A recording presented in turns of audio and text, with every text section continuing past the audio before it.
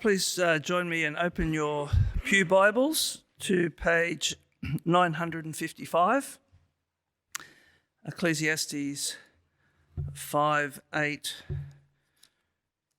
and then on to chapter 6 as well. Page 955.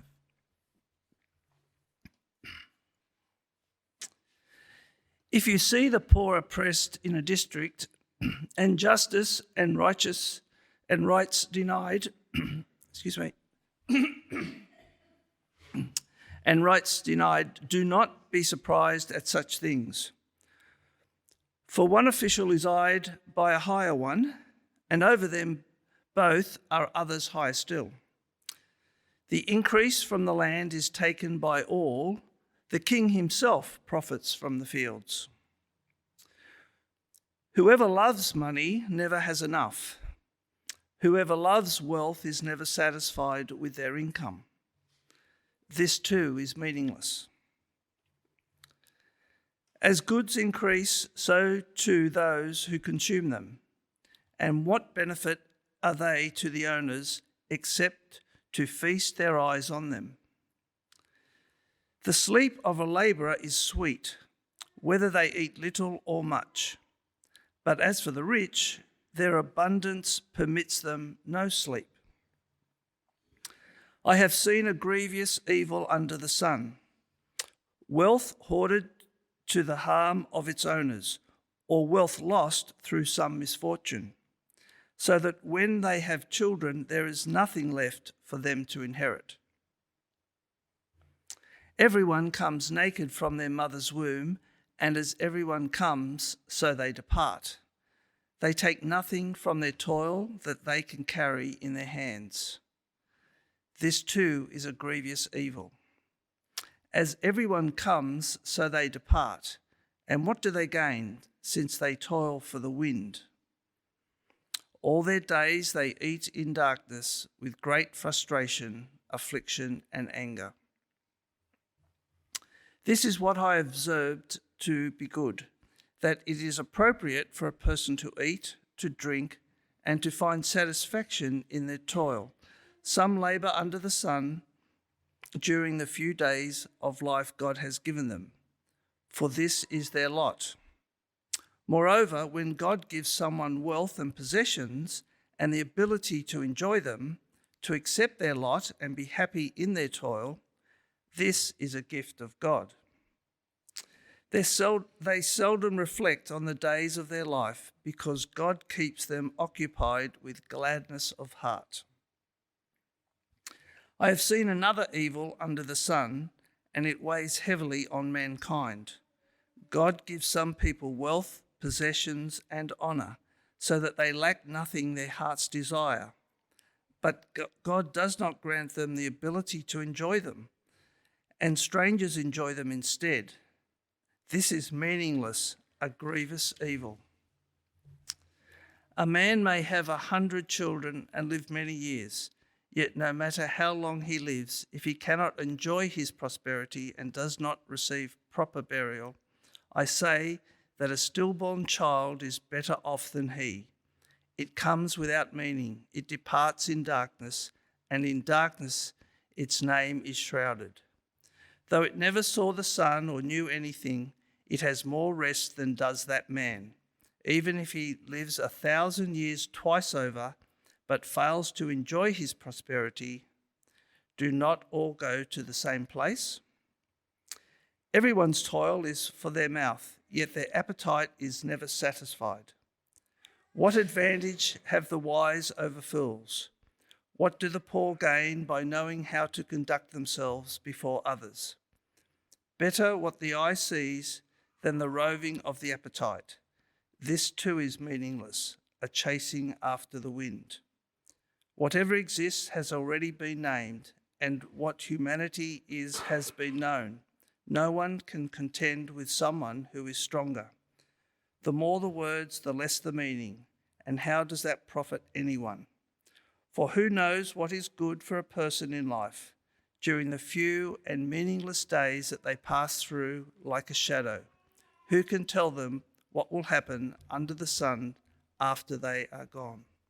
This is the word of the Lord. Thanks be to God.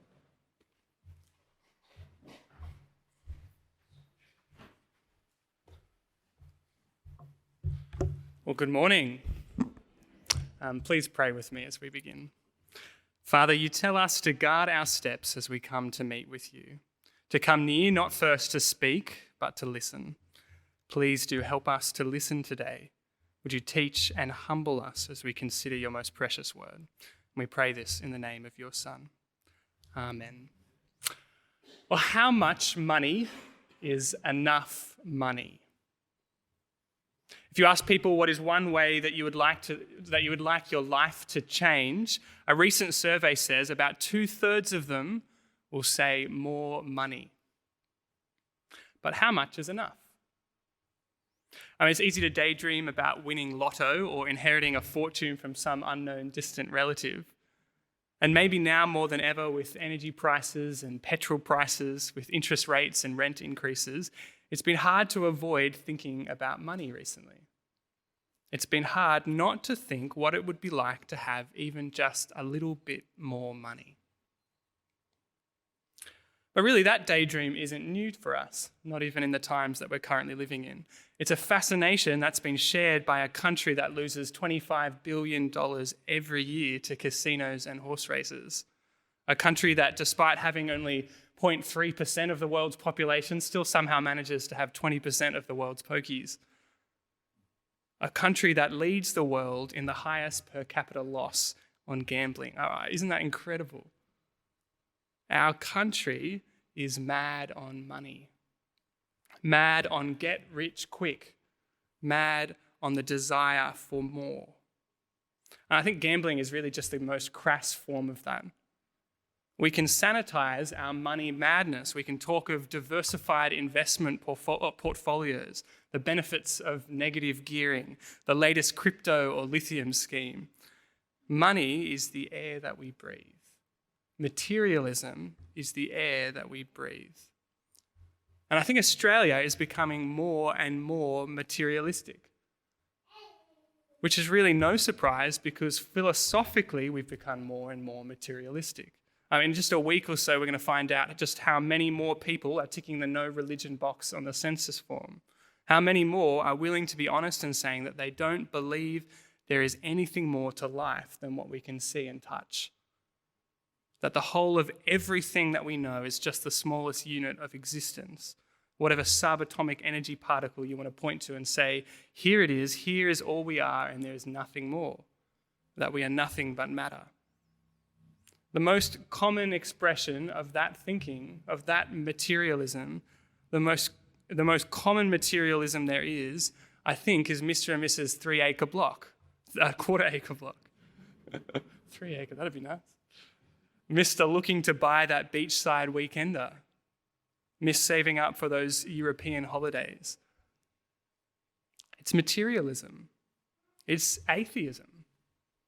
It's if there is nothing else, then the only thing we can do is get stuff. If all we are is accidental existence, then all we can do is exist. That's actually the air that we breathe, isn't it? It's the television that we watch. It's the books that we read. It's the life our neighbours are living. It's the conversations that are around our Christmas dining tables. And so often it's us as well. Ecclesiastes chapters 5 and 6, in that passage that we read, the teacher said that it will say, in all your daydreaming about money, in all your daydreaming about more money, don't forget that money doesn't satisfy. Money won't bring you the meaning that you crave. Money and the stuff it buys, money is meaningless. I think it confronts the culture that we live in and says how foolish it is to pursue money and material. Well, Ecclesiastes we found is full of hard truths, of wake-up calls, of exposés on life, on human endeavours and what passes as a meaningful life in them.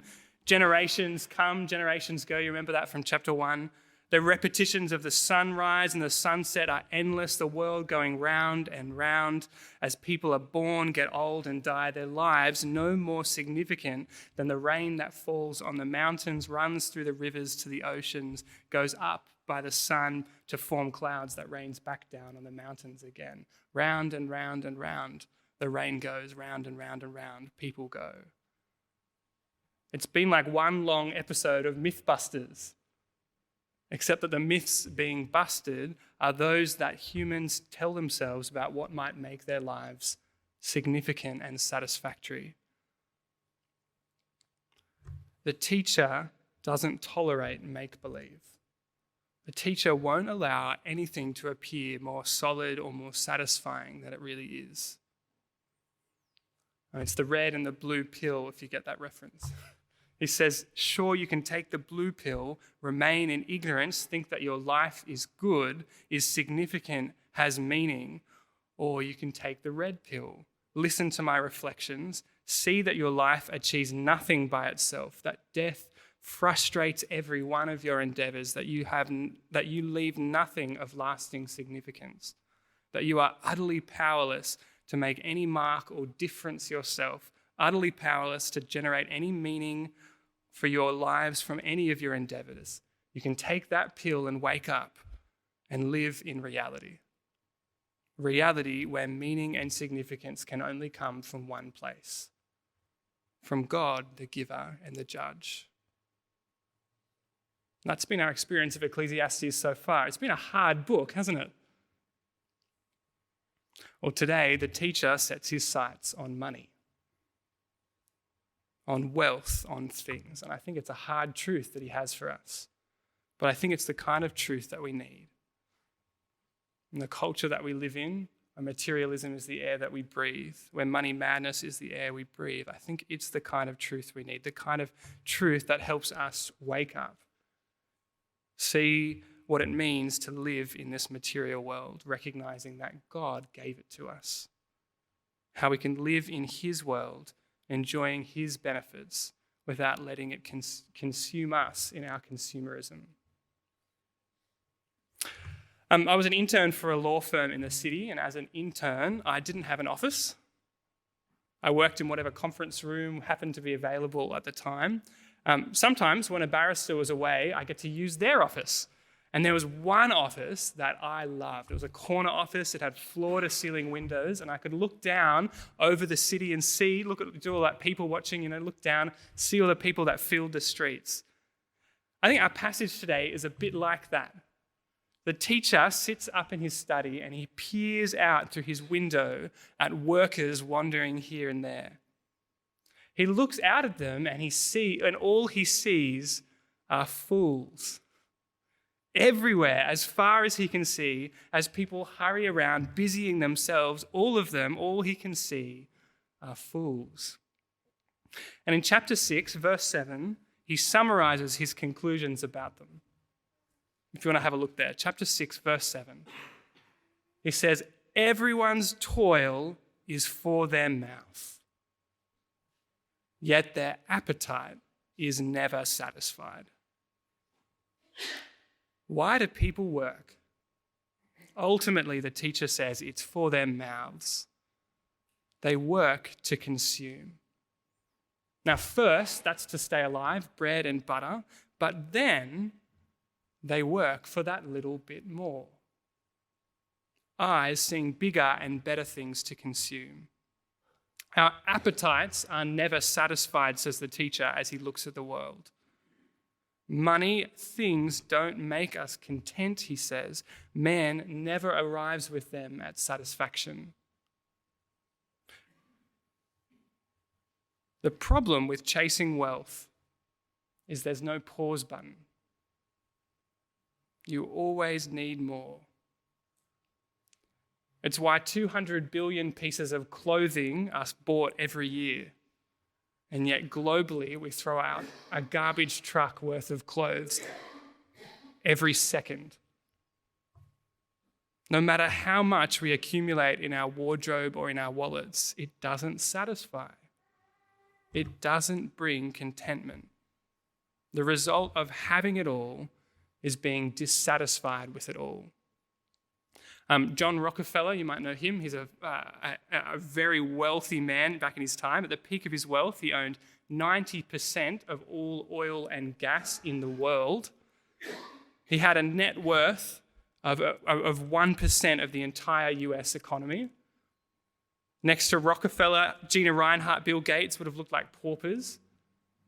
And yet when he was asked how much money he wanted to be satisfied, do you know what he said? Just a little bit more. Just a little bit more.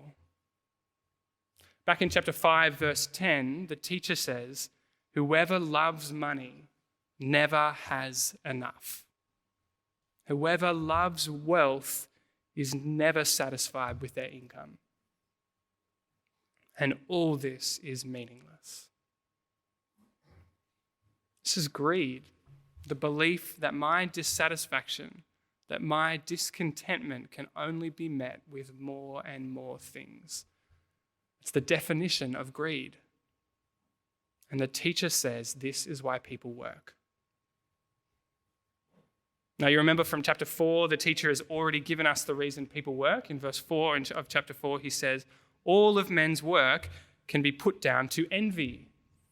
You remember that? The desire to keep up with the Joneses, get that TV that everyone else has. Envy, I think, has fueled that very 21st century now career of being an influencer.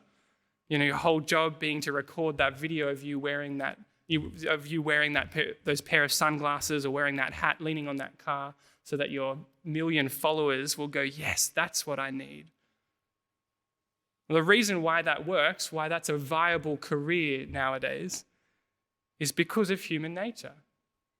Our nature to work out of envy. And to envy now, the teacher adds greed.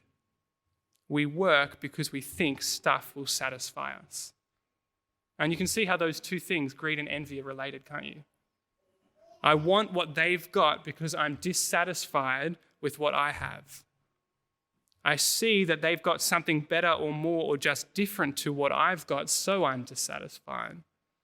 My envy fuels my greed, and my greed fuels my envy, and so we work for money and for things.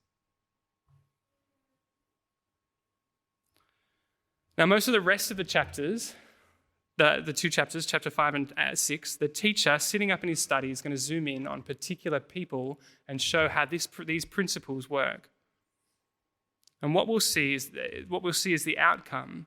What we'll see is the result of this search for money is that it is meaningless. So he starts in chapter 5, verse 8, with the people at the bottom of the pile, the poor and the oppressed. Don't be surprised, he says, when you see those who have justice and rights denied. One official is eyed by a higher one, and over them both are others higher still. When I look at the world, this is what I see. Oppression is normal, says the teacher. Now, really, that observation shouldn't surprise us. A world driven by greed and envy doesn't work well for those on the bottom of the pile, does it? No system built on envy and greed is going to be free of oppression. And no government, no matter what they promise, no matter where they fall on the scale from left to right, none of them will fix it. Because governments are only made up of people, and people are sinful, driven by envy and the same envy and greed that drives the rest of us. Gordon Gekko may have said that greed is good. He might have said that greed has marked the upward surge of mankind. He may have advocated for ethical egoism. If you're not sure what that means, it's simply if we all look after ourselves, it will all work out well. That's rubbish, says the teacher. It doesn't work. And the fruit of it is that some of us will get ahead, some of us will climb higher, but only when some of us are pushed behind.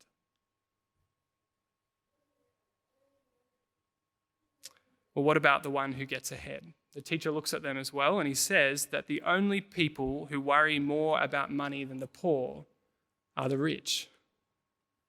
Verse 11 of chapter 5, he says, as goods increase, so do those who consume them. And what benefit are they to the owners except to feast their eyes on them? The sleep of a laborer is sweet, whether they eat little or much, but as for the rich, their abundance permits them no sleep. It's not funny and it's not sunny in a rich man's world, says the teacher. The rich worry about their riches. They see them slipping away as more and more people want a piece of their pie. I think it's worse, the anxiety about our riches is worse nowadays when we have apps on our phones where we can see minute by minute, any and all hours of the day, whether our money is going up or down. When we can just type interest rates into Google and the first things that pop up are headlines like, stock markets plunge again as flurry of interest rates hikes fuels recession fears. Or the second thing that pops up, how you've lost $3,500 in the last 90 days. It's everywhere. That stoking of fears. Will I lose everything that I've worked so hard to get? How can you stop when stopping might mean you lose it all? Some do lose it all. And the teacher looks down from his window at them as well and calls it a grievous evil. Chapter 5, verse 14, when wealth is lost through some misfortune, so that when they have children, there is nothing left for them to inherit. A grievous evil, because it shows how meaningless their toil was. In the last 48 hours, you may have heard that Bitcoin has crashed. No, that might be news to you. Hopefully you don't have investments in Bitcoin. But Bitcoin has crashed in the last 48 hours, and with it, the life savings of hundreds and thousands of people. Misfortune is par for the course for those who pursue wealth. During the global financial crisis, $2 trillion virtually overnight was wiped out of the US economy. 300 million households on average lost 25% of their assets. That's incredible loss. Houses were repossessed. Wealth that took decades to accumulate was gone. The fragility of money, says the teacher, shows how meaningless the pursuit of it is. Nothing is safe. No wonder the rich can't sleep well. And the teacher says, even if we don't face a calamity like that in our lives, all of us will leave this world just as we entered it, naked. There's an Italian proverb, the last coat we'll wear has no pockets. That is, you can't take anything when you die. As everyone comes, so they depart. They take nothing from their toil. I wonder if you've ever played the board game Game of Life. You played that board game before? Oh, well, you should look it up when you get home. You travel around the board, and the whole idea is that you just gain money as you go around, and whoever has the most money at the end of the game wins. It's tempting to think that life is like that success is measured by the stuff that you've got at the end. But it's not. Really, it's much more like most board games. At the end of them, you pack them up and nothing has changed. You keep none of that, none of what you've earned.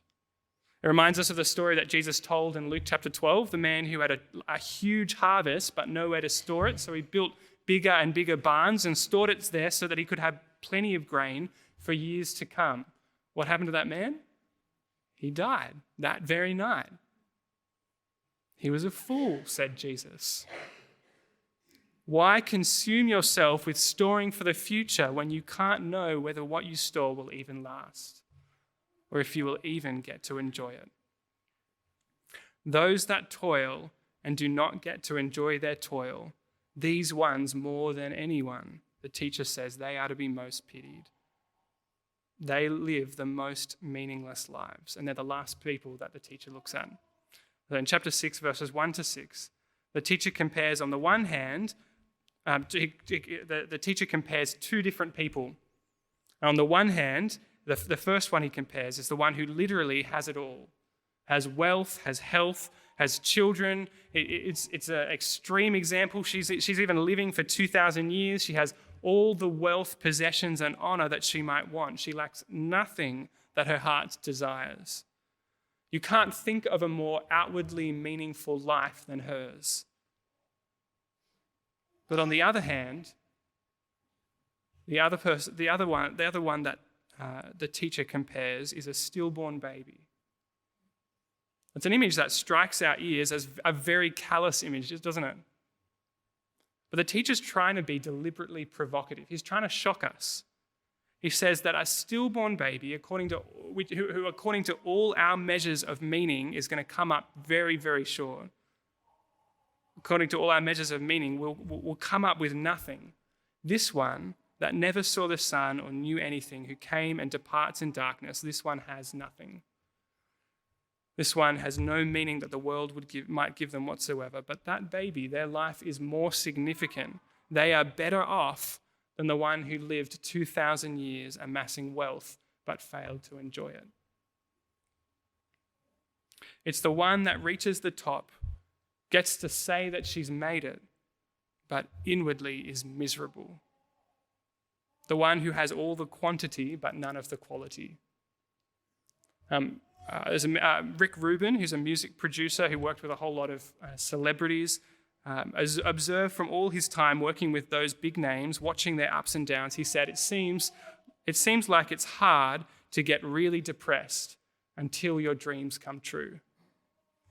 It seems like it's hard to get really depressed until your dreams come true, because what then? If it's hard at the top, where can we find relief? That's why series like The Crown fascinate us so much. I mean, it almost feels genuinely shocking when we watch shows like that, to see that life at the top can be hard, that it could be lonely and miserable at the top. But it is, says the teacher. So why do we strive so hard to get there? Vanity, folly, says the teacher.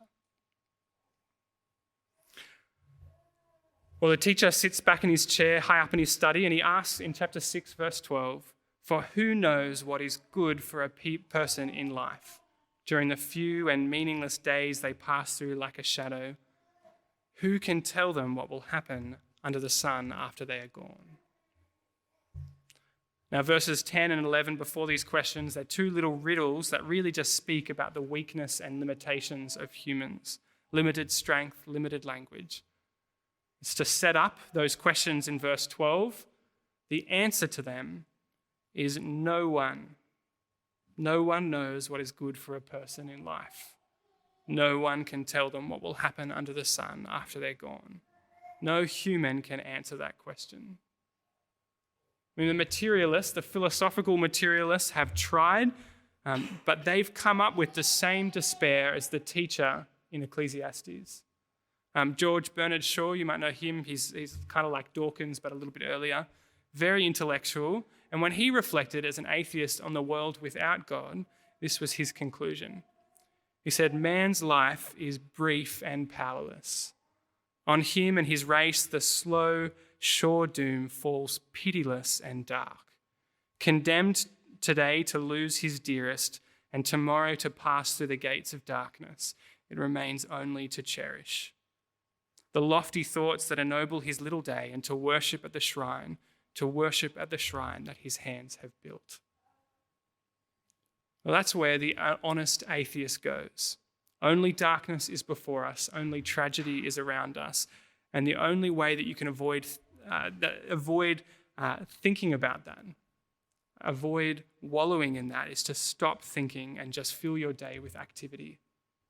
Something that will numb your brain, to focus on what your hands have built and try to ignore everything else. That's a depressing picture too, isn't it?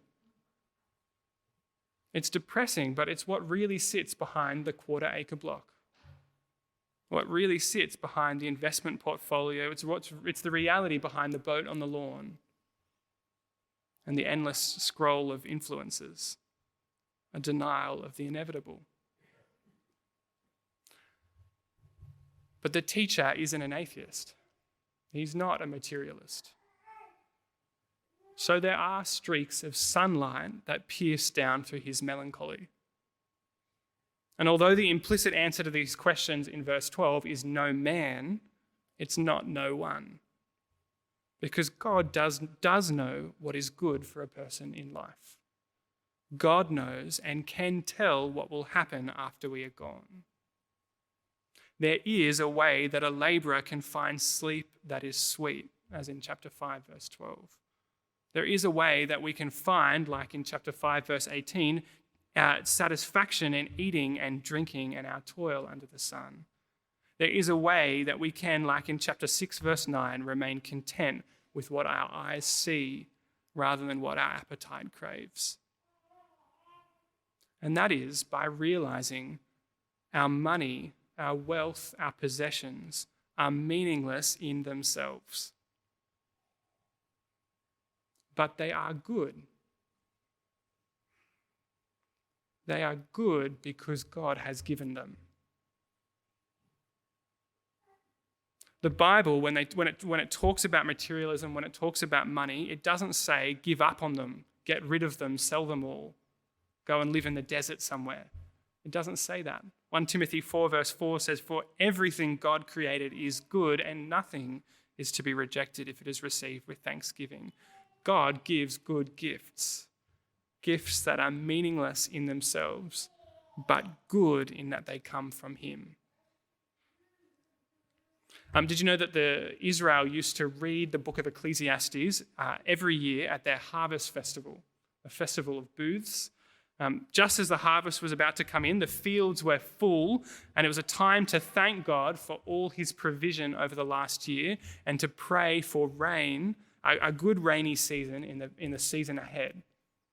It was a festival that was all about the God who gives, the God who gave the fruit that was currently being enjoyed, and the God who must give rain to ensure the next season is successful. Well, Israel looked at the harvest and said, here we are, another year, another crop, another cycle in a world that turns without end, meaningless except that it comes to us from God. Their goods, their harvest was meant to turn them towards God. So what does it look like in the middle of our plenty, in the richness of our life, the blessings that we enjoy, the houses we live in, the cars that we drive, the phones we flick through, the food that we eat? It looks like recognizing these things as blessings, temporary blessings that God has given to us for our enjoyment. But it looks like recognizing that our contentment and our satisfaction, that the contentment and satisfactions of the ones that we work to support, that contentment and satisfaction isn't in those things. Now, it is a hard truth, but it is good for our souls to hear that the pursuit of money is meaningless.